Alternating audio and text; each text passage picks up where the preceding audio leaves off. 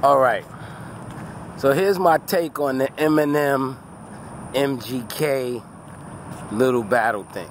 I thought M came out with a pretty dope album, considering the timing, his history. If y'all want to call it history, I feel like me and Melly Mel got history, but that's another story. Considering his history, the timing, I thought it was a pretty dope record, being that Revival was such a piece of trash. And I thought that he had at least began to establish something, right? There's something I call rapid fire motion that I blame on Jay-Z, where Jay-Z created this era where MCs never went away. In our day, I used to love Russell Simmons because I used to say Russell is a big progenitor and a master magician at the exit. He used to take LL away, take the Beasties away, take Run away, take Public Enemy away, and have you anticipatory of the next record. Jay-Z came in and began to put out records at a rapid rate. Not only that, in the middle of that, he had all those records, Who You With, and all of that stuff. So it's like Jay never went away. Features, then Fab started doing it.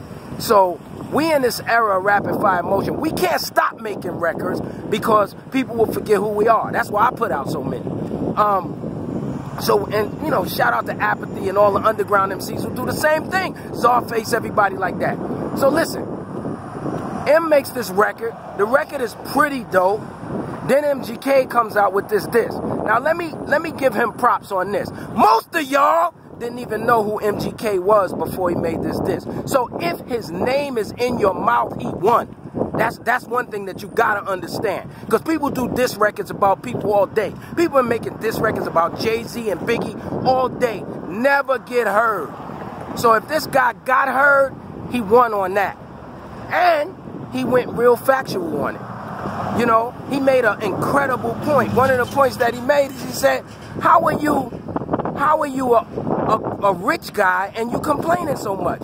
Everybody out here, every social media, every time you see television, TMZ, all that stuff y'all watch, everybody's looking for riches. And they always say and make it look like that if they get riches, it's over. I'm done. My struggles are over. So why you complaining and you rich? That's number one.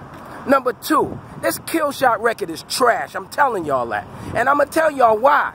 The reason it's trash is because if somebody like us, me, Kane, Light, was to start coming out talking about who we was, how long we've been around, y'all wouldn't listen to it. Y'all wouldn't care about it. Y'all sitting here quoting, I'm 45, and I said, who cares about you being 45? If Eminem wanted to really respond to this boy, the first thing he should have did is made $1 million video. I mean, a video where he gets on a private jet and goes in 4 or 5 territories in one day.